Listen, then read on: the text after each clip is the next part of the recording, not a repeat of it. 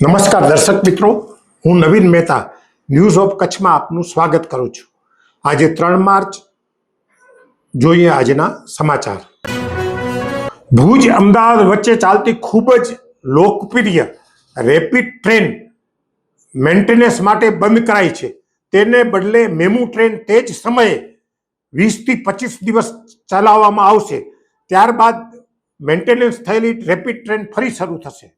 નમો Bharat rapid rail superfast train પ્રવાસીઓની પ્રથમ પસંદગી બની રહી છે। આ ટ્રેન આવતીકાલથી મેન્ટેનન્સમાં જવાની હોવાથી રેલવે દ્વારા એસી ટ્રેનના બદલે MEMU train main line electrical multiple unit દોડાવવામાં આવશે। કેટલા દિવસ નોન એસી ટ્રેન ચાલશે તે અંગે હજુ સુધી કોઈ સત્તાવાર જાહેરાત રેલવે દ્વારા કરવામાં આવી નથી।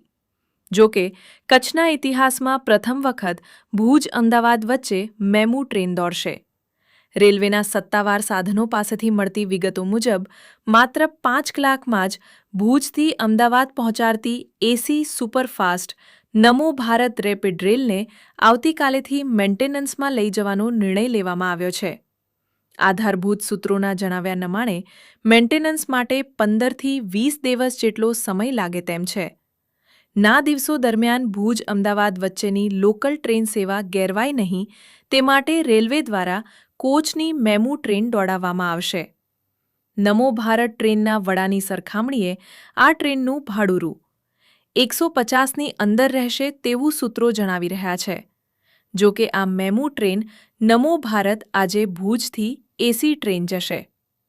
15થી 20 દિવસ સુધી મેન્ટેનન્સના કારણે રેલવેનો નિર્ણય ટ્રેનના સમય પ્રમાણે જ ભુજથી અમદાવાદ અને અમદાવાદથી ભુજ પહોંચાડશે। સમય સારણીમાં કોઈ પણ પ્રકારનો બદલાવ કરવામાં આવ્યો નથી। એસી ટ્રેન નહીં હોય તે જ મુશ્કેલી રહેશે।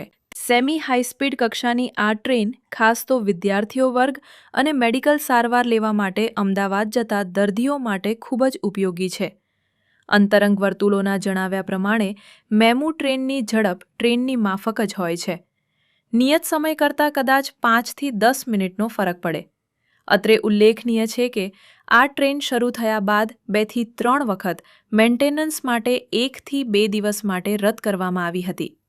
ક્યારેક ઓટોમેટિક દરવાજા ન ખુલવા સહિતના પ્રશ્નો પણ બહાર આવ્યા હતા। દર્શક મિત્રો, આ હતા આજના સમાચાર। આવતીકાલે આપણે ફરી મળીશું। ત્યાં સુધી મને રજા આપશો। નમસ્કાર।